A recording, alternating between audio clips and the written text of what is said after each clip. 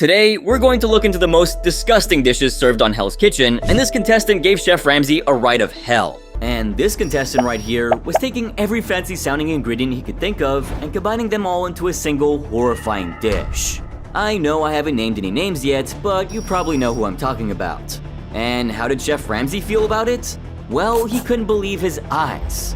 He seriously thought that Matt Sigel was playing a prank on him. Do you smoke? Cigarettes? No. Yeah, we're definitely looking at a culinary high crime here, and Chef Ramsay wasn't gonna not point it out. I mean, come on. That must be one of the worst combinations I've ever tasted in 21 years of cooking. So we've definitely seen our fair share of clumsy ideas and clumsier executions in this competition, but this one was made with way too much overconfidence. Chef Ramsay is gonna love it because it's delicious. That's Carrie Keep talking about her chicken fried ribeye, served with creamy mashed potatoes, and to top it all off, a fancy white truffle cream gravy. Sounds pretty good, right? More like too good to be true. Because in the end, Carrie had a confession to make. I actually have a little sugar in there. Stop, say that again. Now, it's not difficult to tell how Chef Ramsay's feeling by looking at his face. You could see how he went from curiosity to complete disbelief in no time flat. I bet Carrie couldn't have expected the fallout that resulted after she said this. Chef Ramsay is gonna love it because it's delicious. But alas, Chef Ramsay didn't come to the same conclusion. Nowhere near, actually. There was definitely some false advertising going on here. And the only thing left to do was spit it out and call it for what it was. That is disgusting. With that, let's move on to the all-new season of Hell's Kitchen, which is already off to a dramatic start. So, in the Signature Dish Challenge, we met Demir from Philadelphia. He began by stating how important this opportunity was for him to potentially gain some financial security. Coming from where I come from, North Philadelphia, you don't get a lot of opportunity. But would he be able to gain Chef Ramsay's confidence? Well, let's find out. His signature dish was linguine with coconut cream, and let me tell you, it looked absolutely delicious visually. Grilled lobster with coconut curry cream linguine. I'd definitely eat it, but there was a bit of a problem. Linguine, is it fresh? No. Aw, brother, surely you must have done your homework, right? Did you forget what happened to Monique from season 14 or Kevin from season 15? Oh, and of course, the great Mike Aresta from season 12. He was the fourth contestant from the blue team, ready to face off against Keisha. So he had his dish ready to go, a plate of tortellini with tomatoes, and he was thinking he had it in the bag. But here's where things got a bit cheesy. Turns out the filling for his tortellini was far from fresh. It's a packaged tortellini. You could see the disappointment in Chef Ramsay's eyes. And of course, there was really only one place that the dish belonged after that little revelation, the trash. Now, instead of owning up to his mistake, Mike started to question Chef Ramsay's judgment. I mean, why trash it, right? It couldn't be that bad. It wasn't dog food. His words, not mine. That's bullshit, bro. What did you just say? But Chef Ramsay immediately called Mike up to the front in response. He wanted an explanation for the outburst, and Mike was totally caught off guard. Dude was at a total loss for words. That's when Chef Ramsay made it clear that there was no place for insubordination or disrespect in his kitchen. Hear, hear. You got anything to say to me? Say it to my face, not my back. You got it. Fuck off. And then, of course, there was also Kimberly from season 16, the executive chef and catering manager of a Latin-infused sushi restaurant. Latin-infused sushi. We do Latin-infused sushi. Yeah, believe me, Chef Ramsay was as confused as the rest of us probably were. He was probably gearing up for some Japanese-inspired dish, but Kimberly had other plans. What was her dish, you ask? Some pappardelle pasta, clams, and a vibrant tomatoey sauce that practically screamed flavor. It all sounded promising, didn't it? Sadly, it didn't live up to the expectations. Chef Ramsay took one look at Kimberly's dish and let it rip. The whole thing was a disaster. But why was this the case? Well, just watch this. Homemade pasta? No, unfortunately not. Obviously fresh clams. I used 1 can of canned clam. So it should go without saying that she probably walked away with just 1 point after this mess, right? Now let's get back to Demir. The flavor profile of his dish was far from redeemable too. No, I'm not around because the lobsters just taste bland. Chef Ramsay asked Carmen, his opponent, to taste the dish and rate it while he was at it. Carmen gave it a disappointing 2. You're missing salt. He's not only missing salt, he's allergic to salt. Damn, that was unnecessarily humiliating. But did Chef Ramsay agree with Carmen's evaluation? Yeah, he wasn't one bit impressed. Well, I think you're generous. For me, it's a 1. Demir, predictably, was given the lowest score in that challenge. He should have heeded the wise words of Devin. You gotta be better than that. If you use box pasta, you've just disrespected Chef Ramsay. Amen. But hey, if we've learned anything from Hell's Kitchen, it's that the signature dish challenge isn't the be-all end-all of how far any given contestant is gonna go. We had Latasha in season 13 with her grilled watermelon, who ended up as the winner. We have Danny, who was politely asked to shove the grilled bananas up his ass. And of course, there was Petrosa's funny little Halloween scare. But none could compare to the season 7 winner Holly Ugault. She was the second contestant from the red team to face Chef Ramsay's judgment, and she was up against Benjamin. Her dish was a banana leaf wrapped halibut, which sounds fine on paper I guess, but Chef Ramsay's reaction was nothing short of shocking. The famous chef immediately trashed the banana leaf, which put her on the defensive. She claimed that it was a classic Northern Indian dish. But Chef Ramsay, harkening back to his own extensive experiences in India, told her that he'd never seen food anywhere near what she'd given him anywhere near India. I've been to India. I haven't seen food like that. Things took a turn for the worse when the famous chef took a bite and promptly spat it out. Cultural touchstone or not, the flavor wasn't doing her any favors. Holly, that was a disaster. Despite the rocky start, it was an absolute delight watching her journey to the very top. It'll be so fun to follow Demir's arc on the show and see if he uses this setback as fuel to fly to the top. I'm rooting for you, brother. Now, let's do a little fun quiz. Let's put your HK knowledge to the test. I'll describe a menu of some of the most unappetizing dishes served, and you have to name the contestant who made them. Are you ready? Okay, so number 1.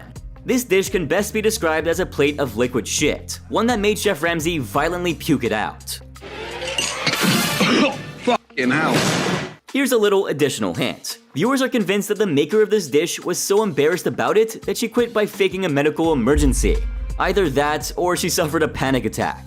Number 2 on the menu is a pan-seared chicken breast stuffed with portobello mushrooms and goat cheese that was overcooked on the outside and raw on the inside.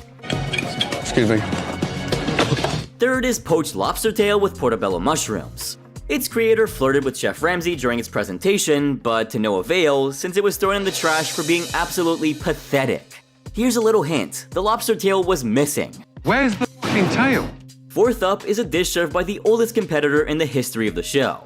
It was veal stuffed with prosciutto and gruyere in tomato sauce. The presentation initially shocked Chef Ramsay, but it ended up being cooked to perfection. It's cooked to perfection. So, how did you do?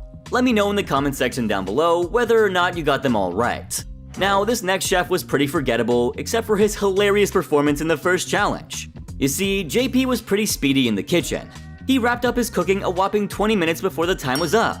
But when Chef Ramsay heard about it, he was shocked. What is this? You've got just under 15 minutes to go. I'll keep it hot. You'll keep it hot. JP wasn't convinced that Chef Ramsay's cynicism was warranted. He just kept saying that he could keep the dish warm and ready to go. But the famous chef warned him that it was doomed to become a sad, overcooked mess if he tried to do that. So, reluctantly, he decided to start from scratch. Fast forward to the judging phase, and JP was the second contestant up, going head-to-head with Sade. Before even taking a single bite, Chef Ramsay busted out his inner detective on JP. He grilled him about whether he had genuinely made an entirely new dish after wrapping things up so early the first time, and JP confirmed that he did. With that revelation hanging in the air, JP displayed his creation. It was a Boston baked haddock paired with fingerling potatoes, haricots verts, and a zesty lemon beurre blanc sauce. Sounds pretty good, right? Well, Chef Ramsay really wasn't in a forgiving mood that day.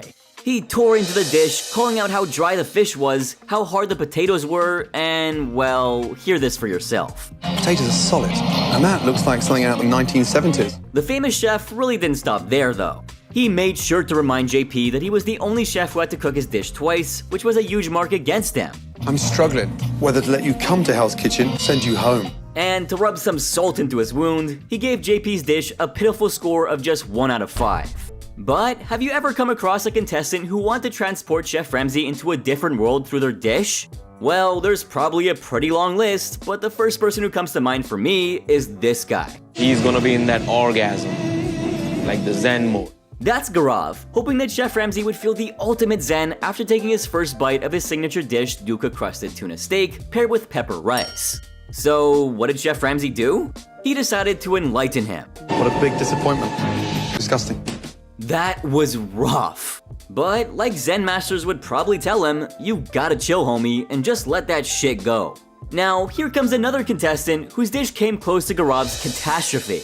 Jamie from season 7 was excited to present her creamy chicken Kiev, complete with brown rice and asparagus. She genuinely thought that this was her moment to shine, but the famous chef spotted something amiss. That is the toothpick. A pesky toothpick of all things sticking right out of the dish. This obviously completely put Chef Ramsay off it. I'm not even gonna taste it. And fair enough.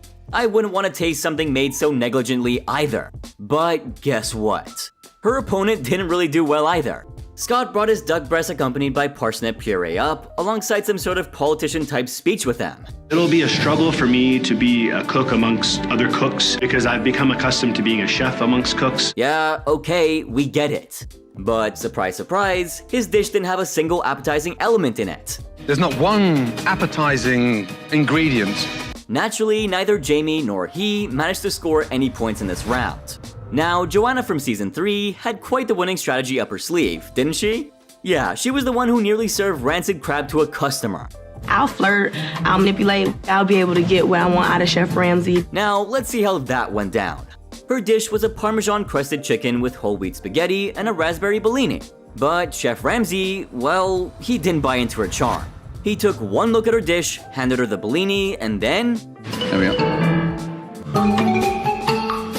But wait, what about the dish? What have you done to that? It was drier than my humor and saltier than most of the comments you've been dropping lately. The chicken's dry. Salty, salty, dry. Take your drink back, thank you. Talk about a bad start.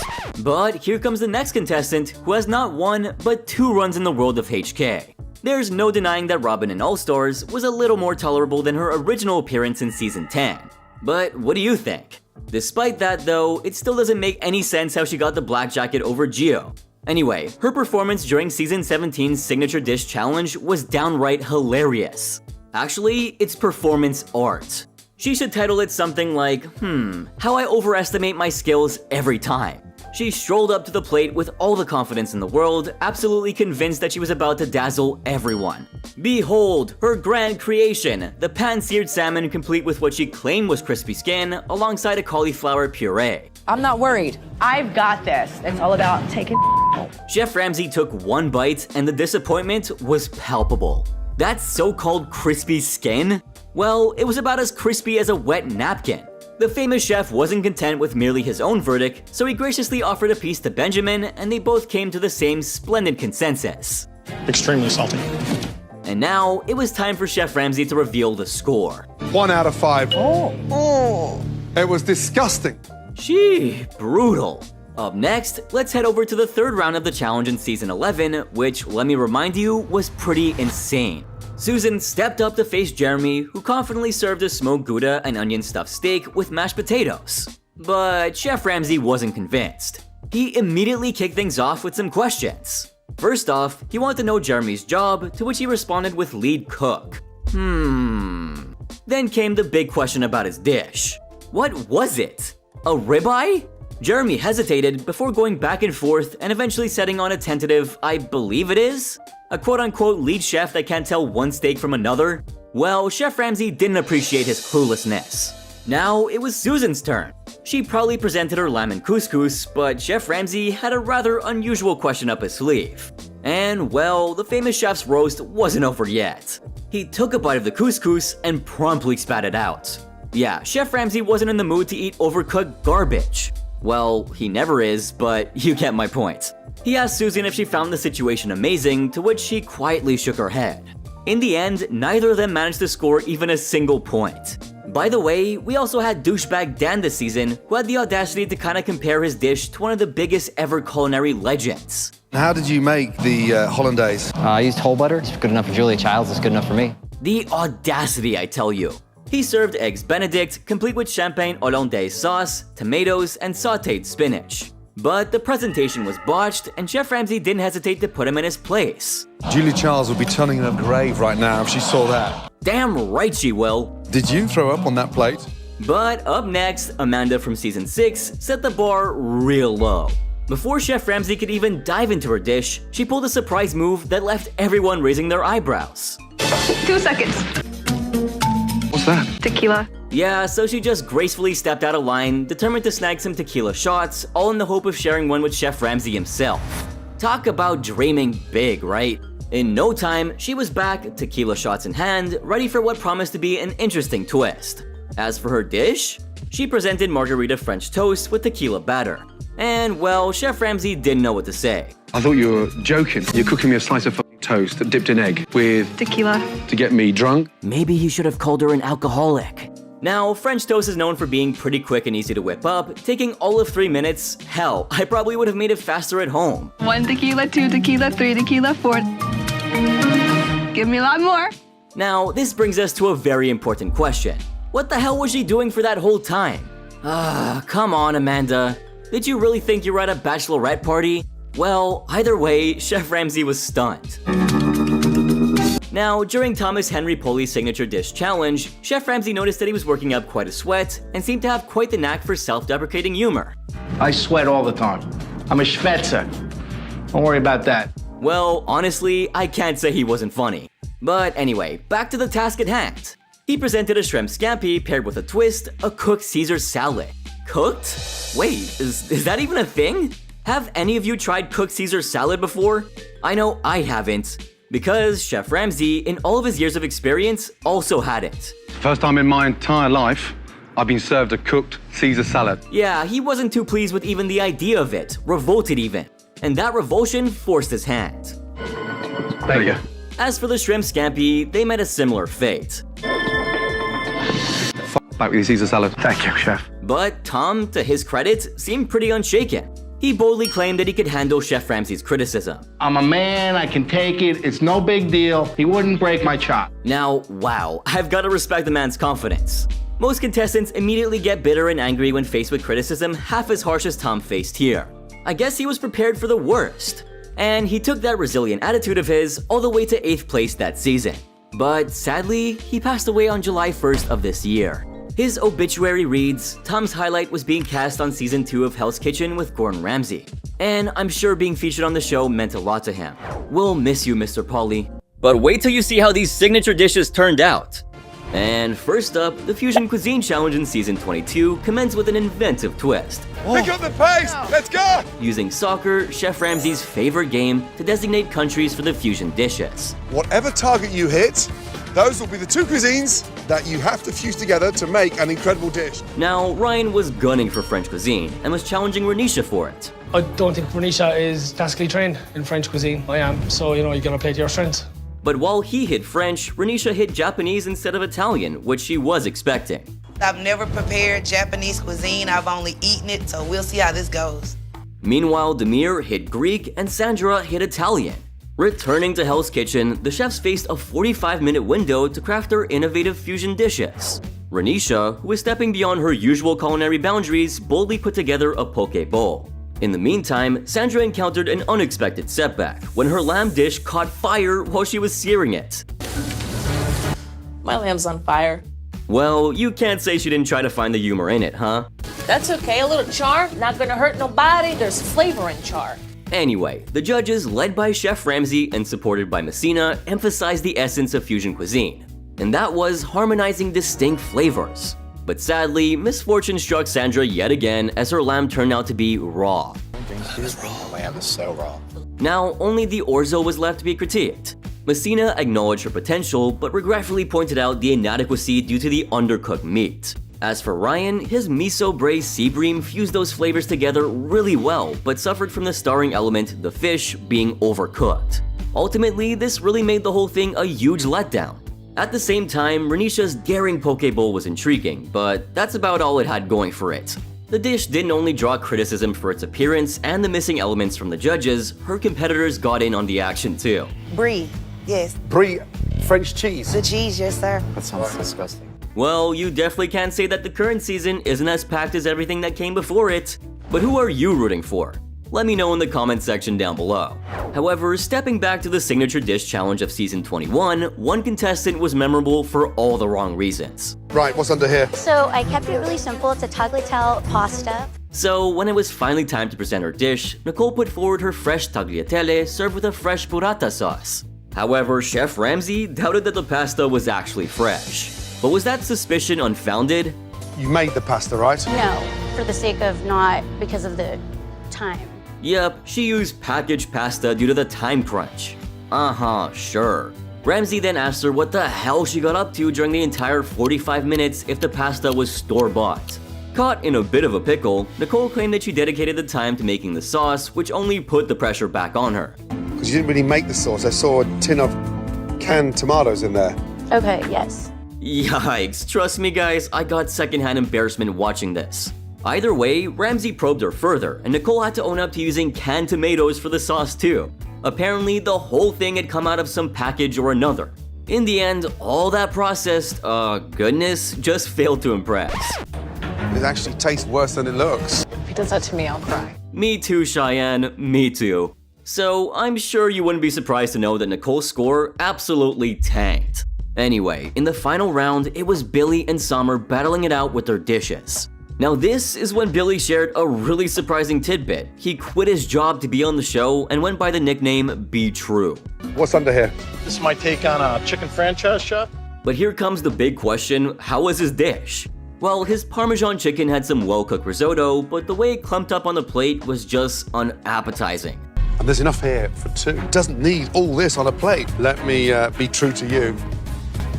It's a 3. Summer, on the other hand, introduced herself as VIP, a nickname stemming from a ticket order comment from her first job. Like, you question it, and I'm like, everything. Everything? Everything. Everything? Everything. Damn. So she presented her stewed salmon with coconut rice, spilling the secret that she added sugar to the rice.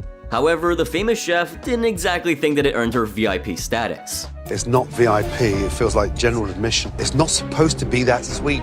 Consequently, Chef Ramsey had no choice but to hand out yet another disappointing score. But all this talk of bland and plain old uninspired dishes really reminds me of Johnny Boy over here.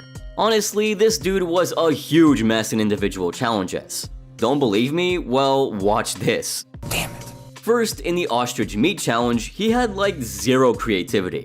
Assigned with both ground meat dishes, he approached the task with confidence, but it didn't translate into his execution at all. Badly conceptualized. His deconstructed Hawaiian bacon burger featuring grilled pineapple and bok choy was hardly a feast for the eyes. Not just that, the dish failed to present a cohesive fusion of flavors, missing the mark in terms of balance and overall execution. Moving on to his chipotle chili, it didn't fare much better. Dry and uninspiring were honestly a pretty generous way to describe it. Frederic Morin went to the extent of considering the effort juvenile. Yeah, it was that bad. Looks a bit dry. It's a bit boring. It's kids' food. Then, in the 7 Seas Seafood Challenge, he received the Atlantic Ocean Scroll, which revealed a key ingredient. What will we have to eat? Bluefin tuna! Bluefin tuna. As Ramsey would say, the Rolls-Royce of the sea. But when he had the chance to be the opening act for the blue team, Chef Ramsey immediately started asking a ton of not-so-kind questions. What in the happened to yours? Visually, yours looked like it's been attacked by a cat. Well, no points for guessing that the dish wasn't gonna get him very far, as he ultimately lost the round to Heidi. It's not even close. You know that, Johnny. Absolutely. Congratulations, Heidi. Point goes to the red team. But what followed was even worse. In the Southern Cuisine Challenge, Johnny found himself paired against Shayna from the red team and was working with a hanger steak, an absolutely delicious but tricky to work with cut. As the first representative from the blue team to face judgment, he presented his spicy hanger steak served over a bed of garlic hash and bell pepper. Once again, it was a huge flop. A little nondescript, doesn't have any zing. Not only did they find the flavors lacking the anticipated punch, they couldn't look past the fact that there was a massive pool of blood on the plate. So the round ultimately being handed to Shayna was more than a foregone conclusion. A little bit too much blood on the plate. You haven't let it rest. God, the thing looks like a crime scene. And obviously, the overall outcome was arguably responsible for sinking the entire blue team, as they lost the challenge by a narrow margin of 2-3. By the way, the consequence for their defeat was a laborious punishment, prepping shrimp and grits for their next service. This involved grinding corn, cleaning shrimp, and preparing both kitchens. Hardly a walk in the park, right? Lastly, in the midst of the International Ballroom Planning Challenge, Johnny encountered a whirlwind of stress as time slipped through his fingers. His turmoil escalated as he grappled with the challenge of crafting mayonnaise, struggling to keep pace with the ticking clock. Teamed up with Polly to tackle the beef entrees, Johnny found himself among the last pair from the blue team to present their dishes, squaring off against Andrew and Ryan. Now, what was his offering? Spicy flank steak tostadas. To me, this has to taste fantastic because the presentation isn't as good as the other three. But this time, Johnny's dish was absolutely uninspired. In defense of his lackluster presentation, Johnny decided to cite this unreasonable excuse. Yeah, I ran out of time. However, Chef Ramsay promptly reminded him that every participant was racing against the same clock. Everybody had 40 minutes. Yes, chef. That filet mignon had 40 minutes. So did the skewers. Start that. Yes, chef. And of course, the critique didn't stop there. Johnny's tostadas were lambasted even further for their downright unpleasant texture. It's neither crispy nor it's sort of gummy. Those have to be the most appetizing words I've ever heard. Now, once again, Johnny found himself on the losing end of yet another red team victory. Johnny's is out, yeah? Horrible with a capital H. That's really the only way I could describe it. And you know what else was horrible? The duck challenge from season 5. Ugh. So this is the moment when Jackie was paired with Frank in a canoe, and she didn't shy away from acknowledging his strength as a competitor. I feel confident going up against Frankie. He's a good chef, and I'm a good chef too, so I'm definitely gonna cook a better dish than Frank. Confident in her own skills, she believed that her dish could outshine his without a doubt. Now, in a bold move, she took a risk during the cooking process by deciding to puree her waxed beans. She saw this as a calculated risk that might just give her that little extra edge. But was it? We'll see. Oh man, this is not thick enough at all. But I have a plan and a mission.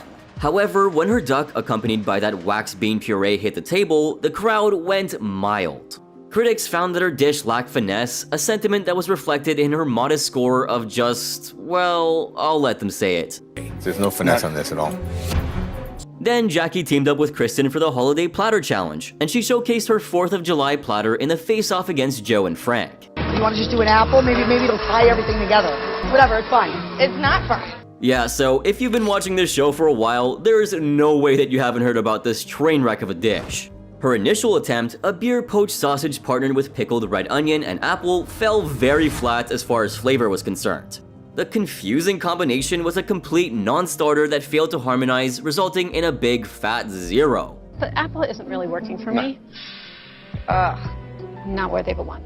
Jackie swung again with her second dish, a cheeseburger topped with apple slaw. However, the burger that landed on the plate was still raw.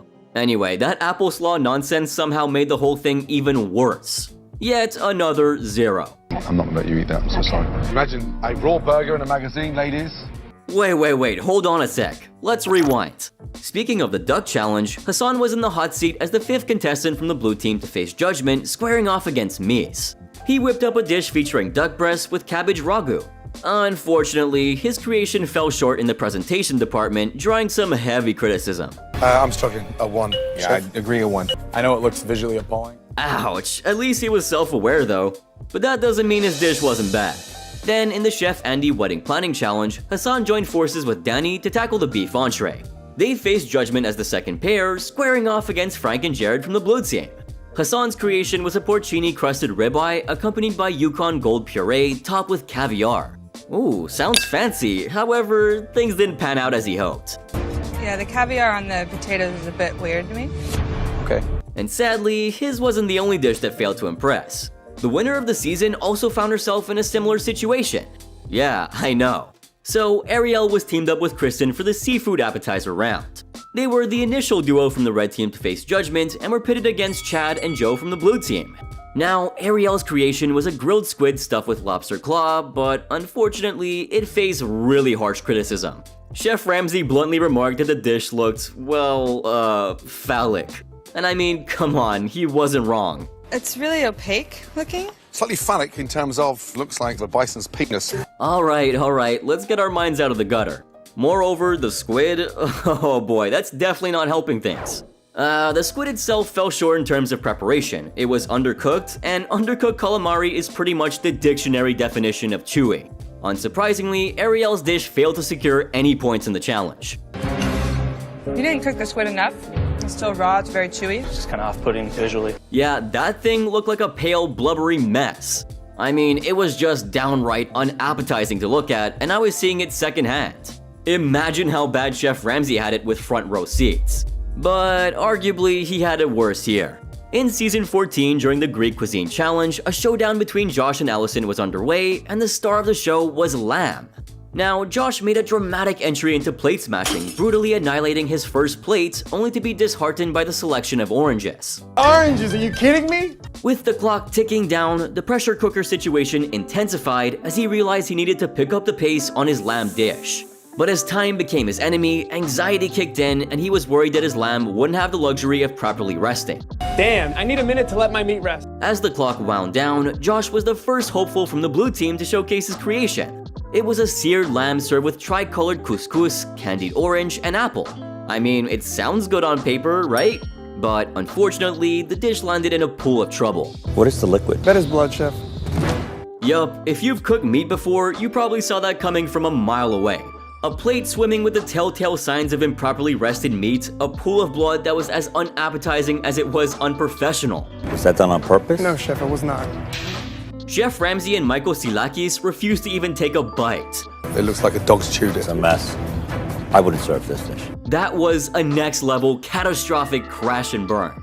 And this next dish came pretty close in competition. So during the International Cheese Challenge, Sarah faced off against Randy, whipping up a lasagna as their dish. Things got really interesting when Sarah decided to take a detour and jazz up her lasagna with some pistachios, much to Megan's disagreement.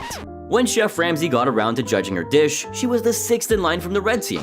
And well, Sarah proudly presented her creation, a blue cheese and pistachio-infused lasagna. However, Chef Ramsay wasn't vibing with the pistachios at all. He straight up called out Sarah for going a bit too far with her flavor choices.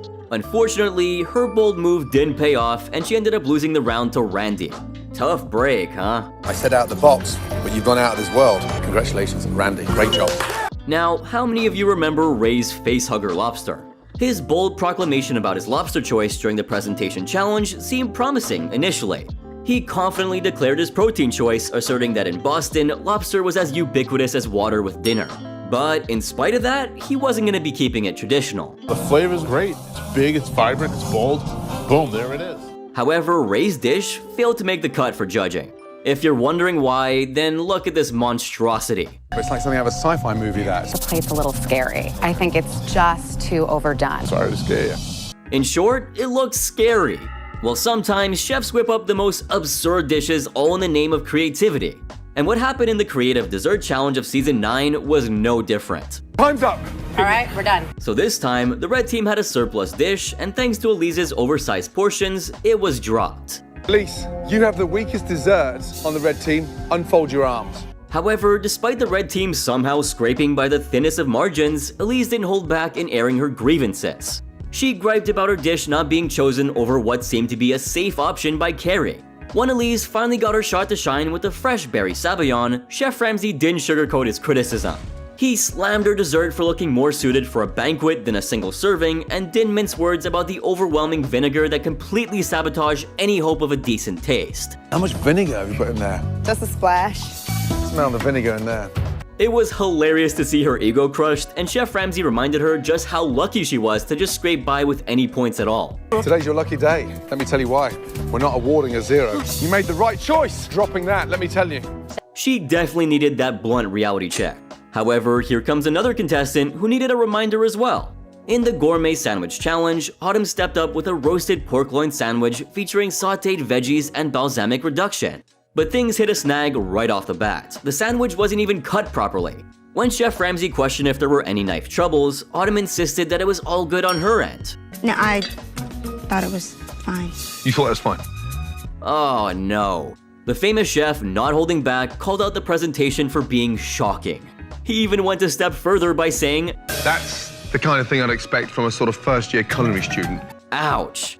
Then, in the second part of the Pork Creation Challenge in the same season, Maria teamed up with Scott, the final duo from the red team, to face the judging panel. She confidently presented a sweet potato soup adorned with ham hock, aiming to impress with her creation. We put another pan over it and let it pressure cook, like let it kind of marinate, not a lot at all. Breathe. However, Maria's enthusiasm got the best of her.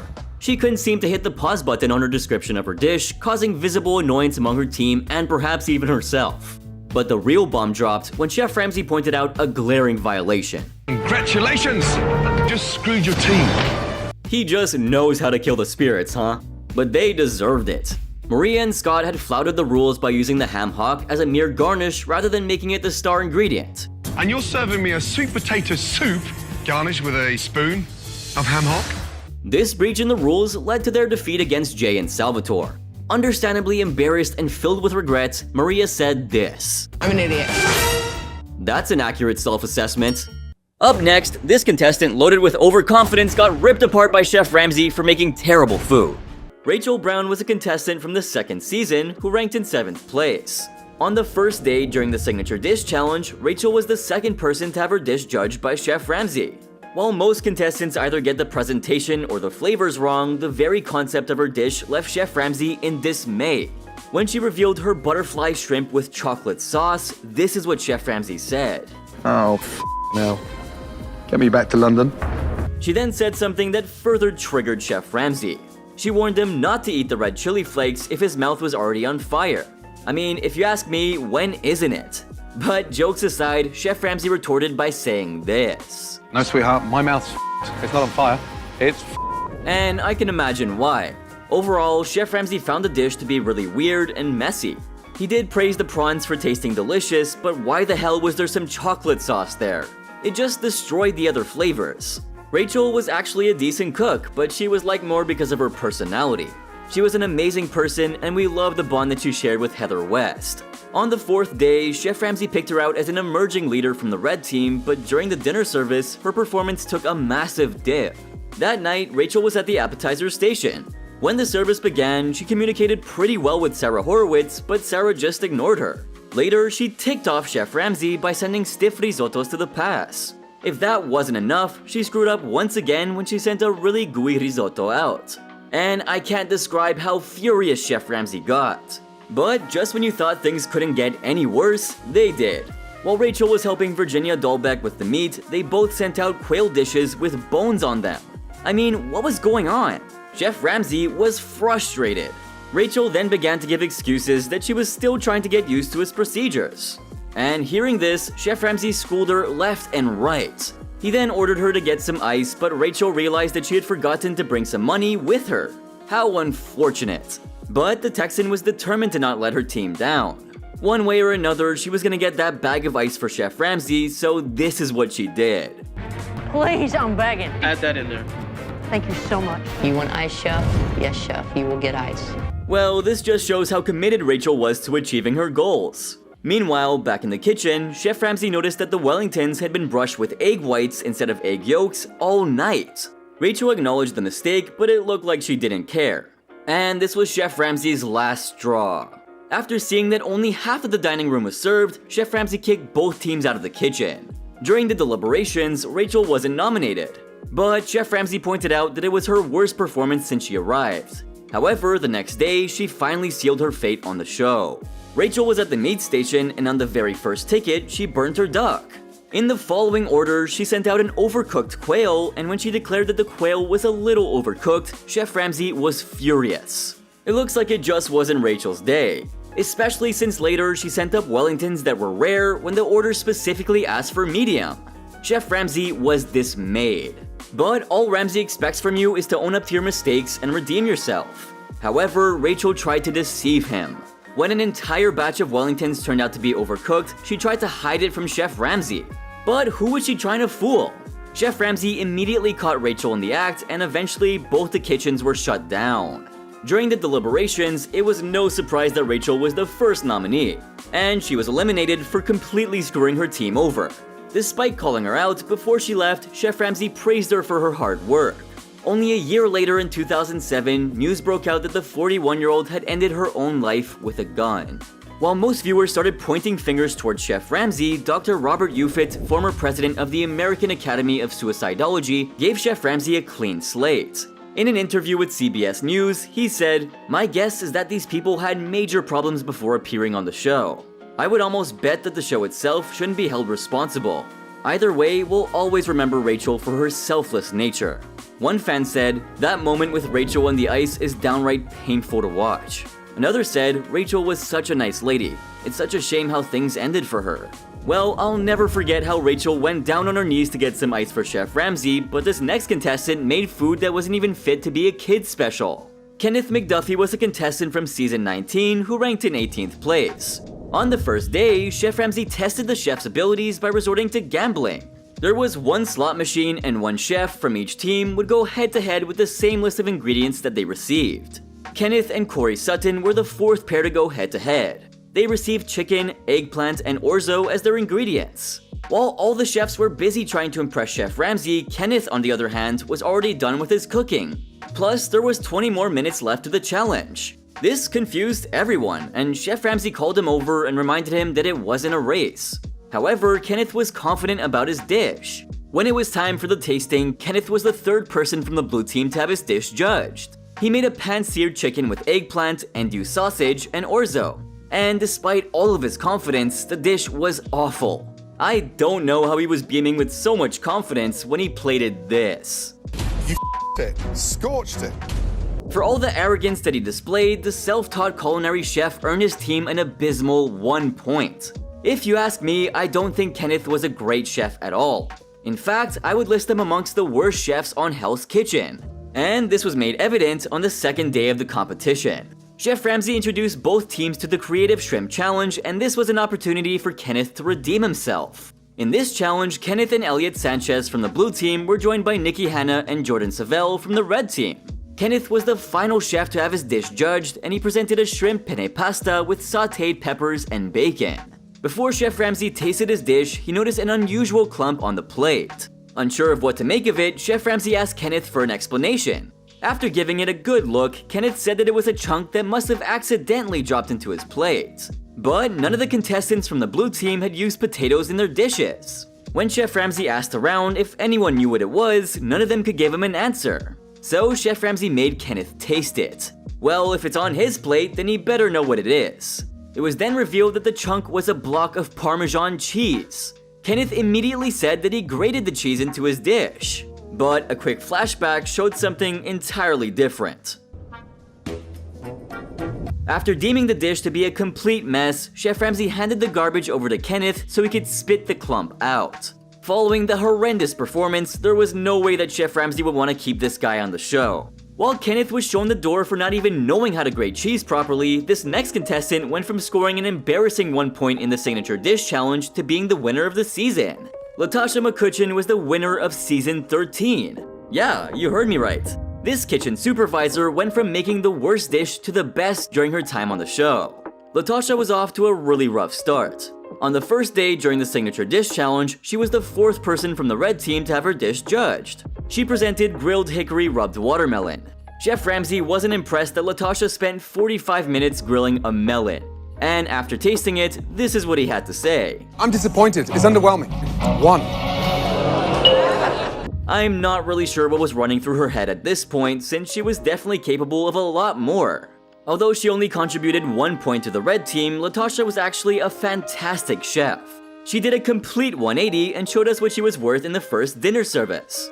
That night, Latasha was at the appetizer station with Kaylin Morgenstern. While she was making her risotto, Chef Ramsay reminded her to taste it. Latasha hoped that she would bounce back after her unimpressive start, and just as she wished, when she sent up her risotto, it was deemed perfect. She went on to make some great dishes during her time on the show. On the third day during the Jacket Challenge, she was the first to have her dish judged and went up against Brian Santos in the enchilada round. Chef Ramsay was taken aback by her dish choice when Latasha presented a meat pie. But the dish was so good that she managed to win the round. Later, on the 7th day, Chef Ramsay introduced both teams to the Italian Cuisine Challenge. Each team chose who they wanted to go against, and Santos made the worst decision of his life by going up against Latasha.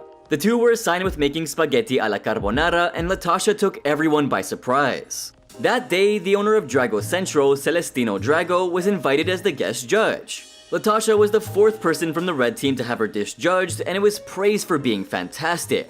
However, the red team eventually lost the challenge. On the 9th day during the Crabs Challenge, both teams had to roll the dice, and whatever letter flipped over, they had to name those ingredients. The red team picked really weird ingredients, and Latasha was chosen as the red team's representative. She presented pan-seared duck breast with a citrus roasted heirloom, scalloped potatoes seared in duck fat, and a toasted pine nut pesto. Chef Ramsay praised the dish for having a well-cooked duck. But he was also amazed that Latasha was able to use the red team's odd combination perfectly together. And this is what he had to say. Wow, delicious. Thank you, Chef. I mean, the duck is cooked beautifully. You've managed to put all those flavors brilliantly well together. Thank you, Chef. Obviously, there were times when Latasha couldn't score a winning dish, but she always made sure to improve. Her performance during the dinner services was almost always strong, and it's not surprising that she never got nominated for elimination. But don't think that Latasha was the only winner who had a bad start. Here comes another contestant who performed far worse than her in the beginning. We're talking about the winner of Season 6, Dave Levy. Dave had a pretty shaky start on the show, but on the 6th day, he made a 180. Chef Ramsay introduced both teams to the 700 calories challenge, where each team would make 3 dishes containing a total of 700 calories. In this challenge, both teams would have to cook 1 appetizer, 1 entree, and 1 dessert. Dave was paired with Andy Husbands to make the blue team's dessert. They presented an egg white crepe with a French compote filling and blackberry yogurt cream. Seeing the dish, Chef Ramsay couldn't help but laugh. But what Chef Ramsay said after that wiped the smile off of Dave's face. Chef Ramsay slammed the dish for tasting absolutely foul, but what he said next made Dave feel like a loser. Listen to this for yourselves. It can make anyone cry. That's the kind of crap you serve when you've just come out of a heart bypass or an ulcer operation. That's a joke. After fracturing his wrist on the 3rd day, Dave's time on Hell's Kitchen was looking grim. But he had his eyes set on the prize and didn't let his injured hand get in the way of it. On the 8th day during the dinner service, Dave was at the fish station, and at one point, Andy ran out of mashed potatoes. Dave immediately jumped into action and started making a fresh batch without even wasting any time. It was only thanks to his help that the blue team managed to serve all of the remaining entrees. On the 10th day, Dave was at the appetizer station. At one point, he lifted a heavy pan, and this aggravated the pain in his left wrist. Dave was experiencing a lot of pain, but despite that, he refused to quit. After a quick visit to the medic, he returned to the kitchen and immediately got to work. His commitment and determination outshined everyone else's, and this made him a very worthy winner of the title. Meanwhile, what can I say about Andy? In short, Andy was inconsistent, was confused, and was absent-minded. And this became obvious from day 2. During the dinner service, Andy was at the meat station. When he sent his lamb to the pass, it was accepted, but when he moved on to the chicken, things started to go downhill. When Andy cut through the chicken, he noticed that it was still undercooked. To right his wrong, he put the sliced chickens back into the pan, much to Chef Ramsay's dismay. But did you really think Chef Ramsay would just let this pass? Of course not. Chef Ramsay pulled him aside and berated him for it. Eventually, both teams were declared joint losers.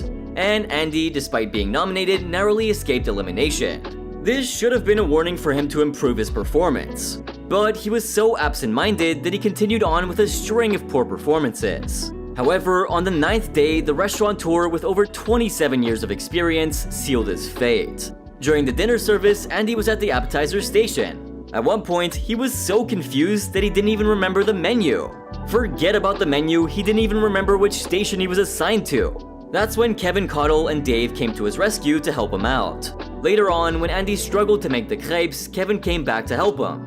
When he continued to fall behind without paying any heed to what others were doing, he asked Dave to help him out yet again. At that point, Dave was busy working on his lamb entree, but again, he was simply exceptional. He did such a remarkable job that even Chef Ramsay praised him. But let me just interrupt this for a little bit so I can remind you to like my video. I put a lot of effort into these videos, so be sure to subscribe if you haven't already. It's completely free, so why not just do it? With that out of the way, let's see what Andy was up to later that night. Andy decided to make truffle salads and was back to being his clumsy self. Not only did he spill one, but he also had too much dressing on the salad. This led to Chef Ramsay accusing him of giving up. He argued that he was having problems with his dexterity. So Chef Ramsay reminded him that Dave had been cooking with one hand for the last 3 weeks. But all that motivational talk did nothing to improve Andy's performance. His downward spiral continued to worsen for the rest of the night. Eventually, both the teams were named joint losers, and Andy was asked to leave Hell's Kitchen for good. So, these were the worst dishes to have ever been made on Hell's Kitchen. Well, of course, there are a lot more dishes that we can cover, so I'll get to those in a future video. But just because a dish was bad, it doesn't mean the chef wasn't good. Take Latasha and Dave Levy, for example. But there have also been some times when some pretty average contestants cooked up some exceptional dishes. Everyone has their moments, right? Anyway, thanks for watching until the end and have a great one, guys.